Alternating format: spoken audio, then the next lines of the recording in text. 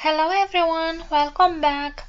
Today we are going to repot together my new Miltoniopsis Herr Alexander, and I will show to you what to do to save a Miltoniopsis from root loss and bring it back to life.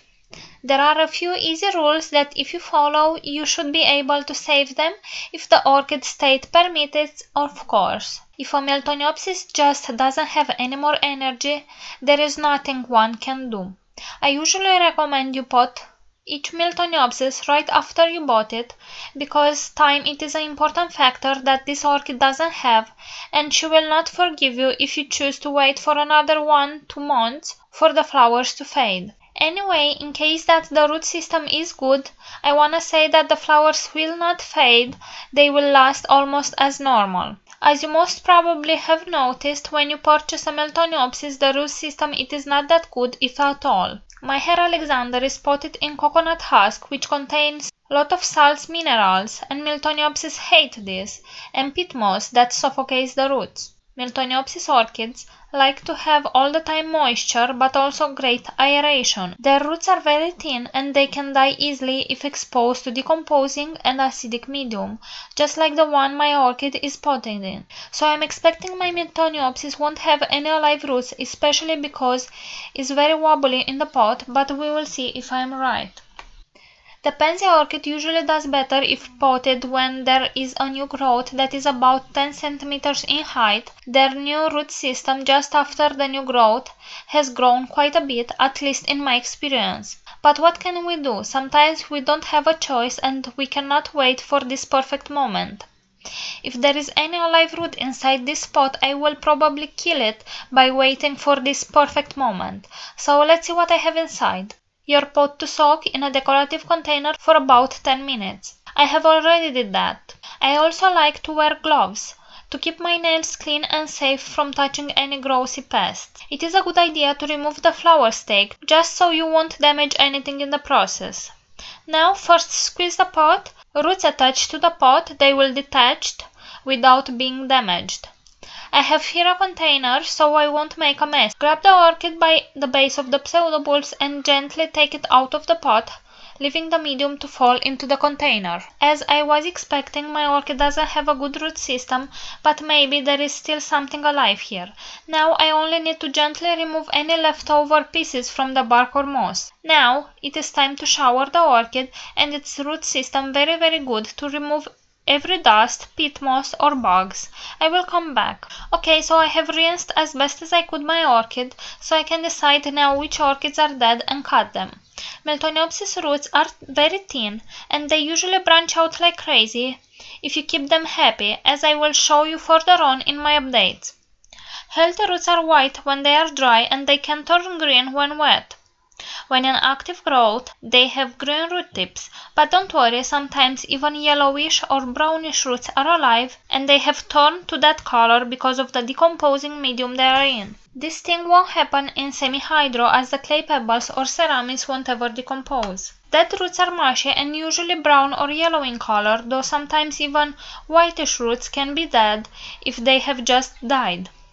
The way to check them is to press gently on each of them, and if you see it is mushy, just cut it. You need to check them truly, cause sometimes Miltoniopsis roots die in the reverse way they have grown, so first it will die the branch and after the main root, starting from the tip to the base of the root. Another good way to check if the roots are dead, it is to gently pull away of the root, and if the exterior part of the root, the velamen, comes away, remaining behind a string, that root is dead. If you are not sure if the whole root is dead or if at least one part of that root is still alive, I like to let about 3 to 4 centimeters of the root so it will branch out. But don't leave too many of these, cause if they are too many dead roots inside, that material will decompose and make a fungal infection on the plant. That is exactly what we are trying to avoid. Okay, so once you have cut all the dead roots, it is time to spray the orchid with hydrogen peroxide 3%. That is a very good fungicide that will kill any fungi, but also it will kill snails and snail eggs or slugs that might be left behind.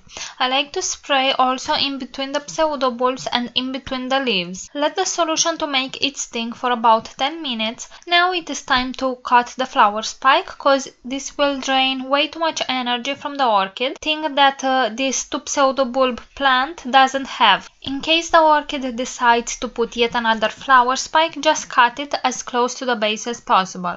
When Miltoniopsis are recovering from root loss, it might show heavy signs of stress, as putting another flower spike, wrinkled leaves, and so on. After approximately 1 to 2 weeks, after they finish flowering or you have cut the spike, you will see signs of new growth, together with a new root system. That is exactly what we want. As I have said before in this video you see in the right corner of the screen, I like to grow my Miltoniopsis in semi-hypodronics with clay pebbles or seramis. This method of growing provides the moisture this orchid needs, won't ever decompose, won't ever kill the roots. As you can see here, I still have a few roots that are alive, at least that is what I hope, so they are staying. I will use a 13 cm transparent plastic pot, so I will be able to see the roots once they grow.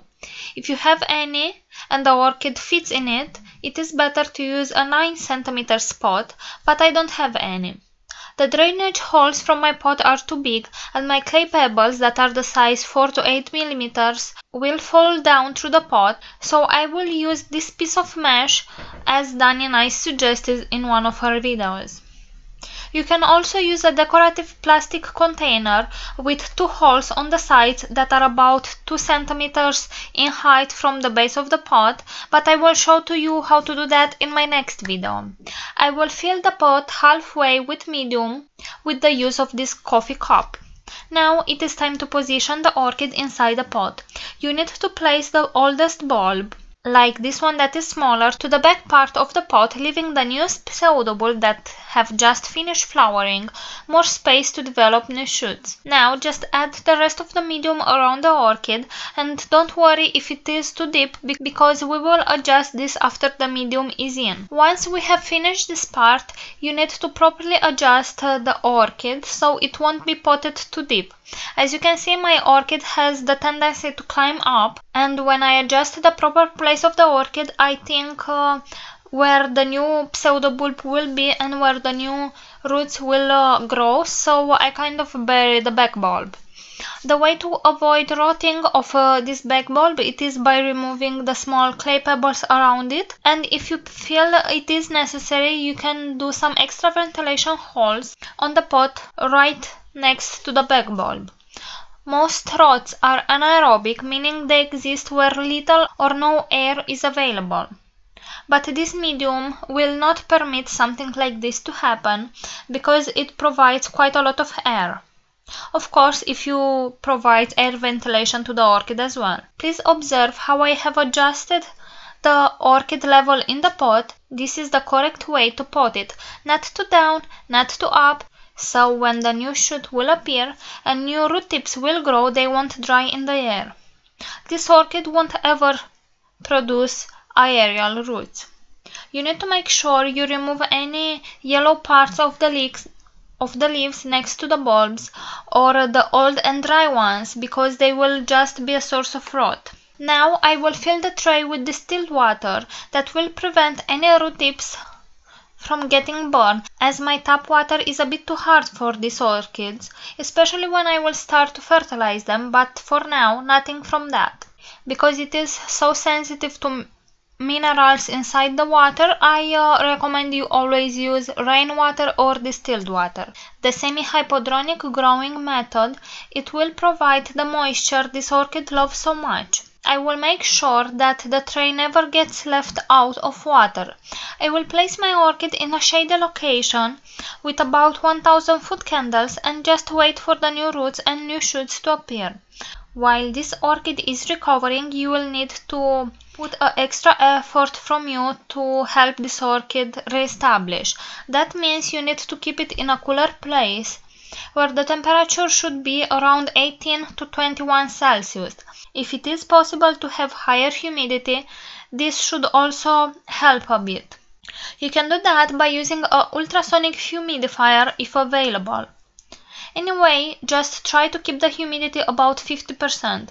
Humidity, it is not a critical factor when the orchid has a good root system and it is hydrated, but when the orchid is recovering from root loss, do not expose this orchid at too high temperatures or too little humidity. In about 1 month, we will see some things starting to move here. And I will do another update then. This is all for now. Thank you for watching. If you have liked this video and you found it useful, hit that like button below and subscribe to my channel because I post new orchid videos every single Monday and Friday. Thank you for watching. Bye bye.